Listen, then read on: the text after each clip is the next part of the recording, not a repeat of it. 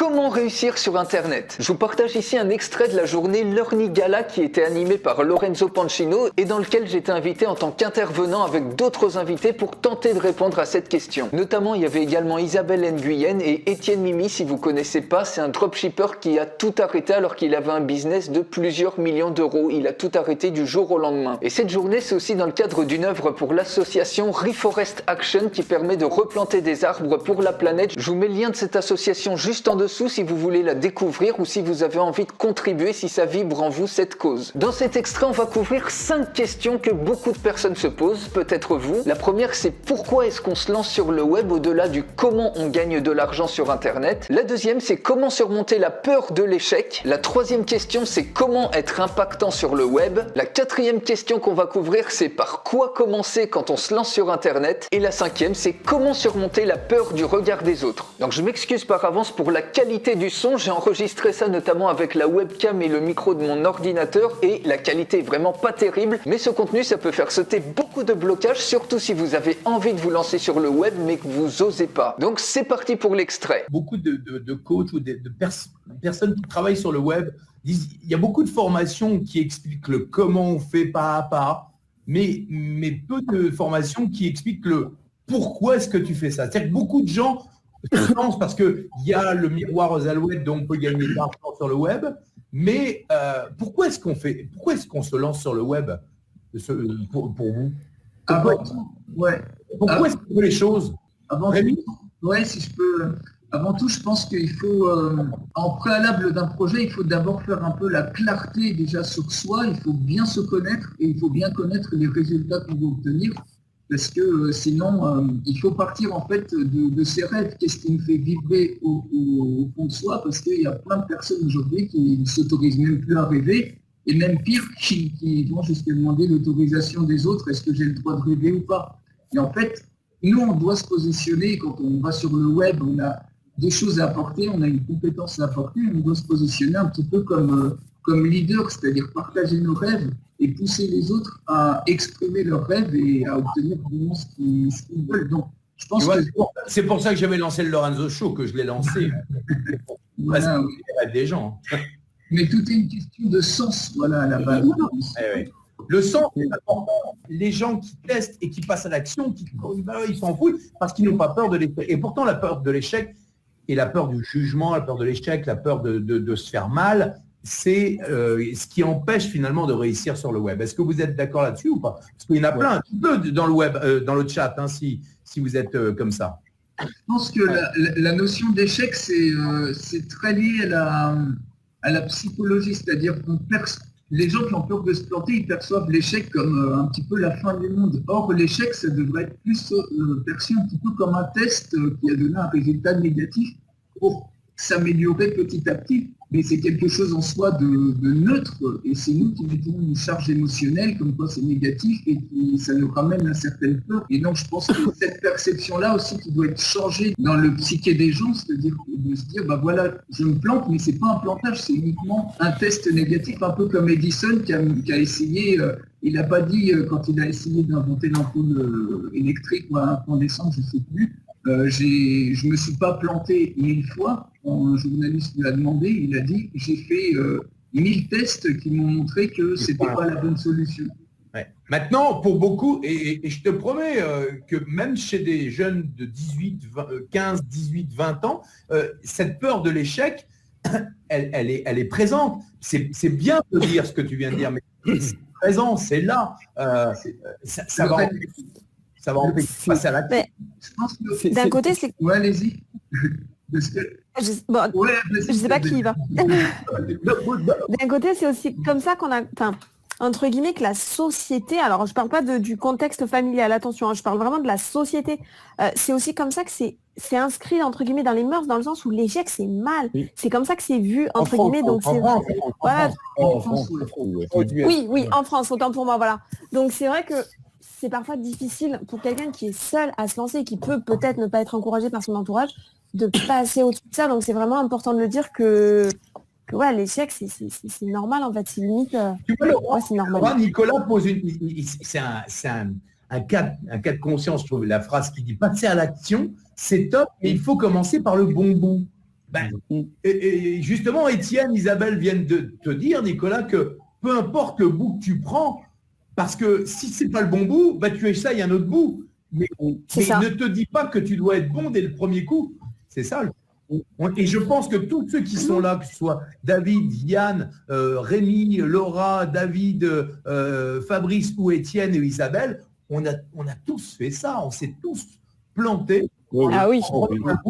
Et on a essayé. Et des fois, le pire, je ne sais pas ce que vous en pensez, mais on pense prendre le bon bout. Et on se plante. C'est ça. Il n'y a pas de vérité absolue.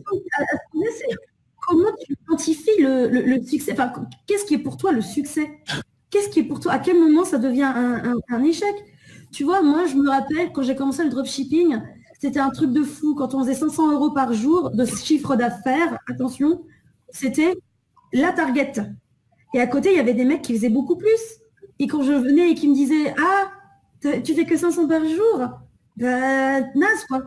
Donc, tout ça, c'est une question relative. À quel moment tu considères que tu as du succès? À la première vente, purée. On est d'accord. Après, c'est plus par rapport au passage à l'action où il y a des personnes qui m'ont mis 1000 ans à vraiment commencer. Moi, personnellement, je suis un grand fan de Tony Robbins et je suis allé me former aux US et en Australie avec lui cette année, participer à 4 événements. Et en fait, c'est très pertinent quand il dit qu'il y a 2 peurs qui sont prédominantes à chaque être humain. C'est la peur de ne pas être assez intelligent, pas être assez beau, etc. Et 2, la peur de ne pas être aimé. Et en fait, l'une des raisons pour laquelle les personnes ont du mal à se lancer, c'est parce qu'elles ont peur d'être jugées, donc du coup, peur de ne pas être aimées. Et du coup, c'est leur ego qui en prend un coup, etc. Ils ont peur de se montrer sur les réseaux sociaux, ils ont peur de ce que la famille vont penser du fait qu'ils se lancent sur Internet. Mais t'es fou, qu'est-ce que tu fais? Tu lâches ton CDI, tu lâches ton taf, etc. pour te lancer sur Internet, mais c'est pas une vie parce que eux, c'est pas leur réalité. Et eux, ils connaissent pas, ils pensent pas que c'est possible de gagner de l'argent sur Internet. Et c'est juste lié à ça, la peur de ne pas être aimé, la peur de ne pas être assez et qui bloque psychologiquement les gens à se lancer à l'action. Merci. On peut rester caché derrière le produit, c'est clair. Mais si on veut en tout cas se montrer et être impactant sur le web, en tout cas si on veut transmettre son savoir, vous devez apprendre à être visible, à être des bons communicants, ça c'est important. Et apprendre aussi les notions de copywriting. J'ai entendu cette notion-là, c'est important aussi, savoir avoir un message clair et impactant, c'est important. Dans le chat, ce que j'ai pu noter, c'est qu'il y avait beaucoup aussi de débutants qui se disent « Oui, ok, mais je commence par quoi ?» Et la réponse des experts que vous avez pu avoir, c'est « Commencez, just do it, juste fais-le. » Commence par quelque chose qui… Et ça, David en bas, notre expert de la loi de l'attraction, je dirais, si j'ai bien compris, c'est fais ce qui te fait plaisir. Et David l'a confirmé, fais ce qui te fait kiffer. Fais un truc qui te fait kiffer. Ne fais pas quelque chose pour l'argent. Fais quelque chose qui te fait kiffer, qui te met en joie, qui est facile pour toi et qui te permet de gagner et de te rapporter. Tu permets? J'ai oublié des choses. Non, c'est pas ça. C'est ce qui vous fait kiffer, mais ce pourquoi vous êtes prêt à vous engager toute votre vie durant. Voilà. Et si c'est l'argent qui vous fait kiffer… Je suis d'accord avec toi, David, parce que je vais t'expliquer, moi, pendant à l'âge de 5 ans, moi, je rêvais de voir mon nom eu d'une affiche. Je l'ai eu à 32 ans, ma grande affiche dans le monde, dans toute la France, et j'ai changé d'axe. Tu vois, j'étais animateur radio, je suis devenu patron de l'Ornibox. Ça veut pas dire que je me suis accroché à mon truc toute ma vie, tu vois. Je parle pas de s'accrocher, je parle dans l'instant par où commencer. Voilà. Et si c'est l'argent qui vous fait kiffer, alors faites ce qui est facile pour vous pour faire de l'argent. Ah ouais, d'accord. Est-ce que vous êtes tous d'accord? On va terminer là-dessus. Il nous reste 3-4 minutes avant de retrouver Bertrand. Rémi? Oui, pardon, David? Dans mon approche, on parle de l'arbre, la sève. Pour moi, l'humain, j'ai découvert qu'on avait 7, j'appelle ça des cercles de vie. C'est des choses qui sont propres à chaque personne et on est là pour vivre ça. Et en fin de compte, c'est pour ça que quelqu'un, il peut avoir envie d'être entrepreneur et en même temps, il rêve de monter sur scène ou d'être sportif de haut niveau. Et on est venu pour vivre plusieurs choses. Ouais. Par contre, c'est important de bien se connaître et de faire les choses dans le bon ordre pour pouvoir le vivre. Sinon, on peut être une star qui réussit dans un domaine, mais en même temps, on a 7 divorces où on se drogue. Et l'important, c'est d'avoir l'équilibre dans tous les domaines. Et ça, c'est un sacré challenge. Et voilà. puis ça, c'est vraiment toi. Eh oui, exactement. C'est ça la réponse. C'est ce qui est vraiment toi. Et il y a une certaine peur aussi, pour terminer aussi Lorenzo, sur beaucoup de gens n'osent pas se lancer à cause de la peur du regard des autres. Comme tu dis, il faut être visible au maximum. Et il y a un conseil qui peut vraiment aider beaucoup de personnes, c'est que tu m'aimes, je gagne, tu ne m'aimes pas, je gagne aussi parce que dans les deux cas, eh ben, tu me connais. Et justement, c'est ça qui va permettre le fait d'être visible et connu de tous, ben, c'est ça qui va permettre à certains d'exploser leur activité.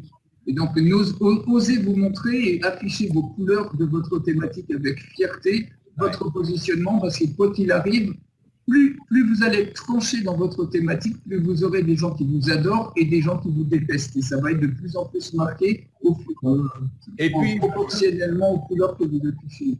Comme disent les Américains, un échec,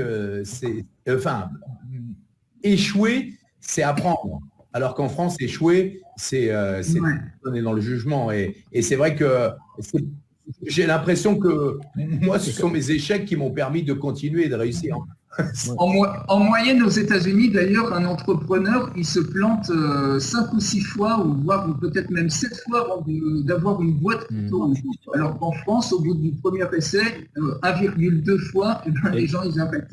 Parce c'est un état d'esprit qui est complètement différent.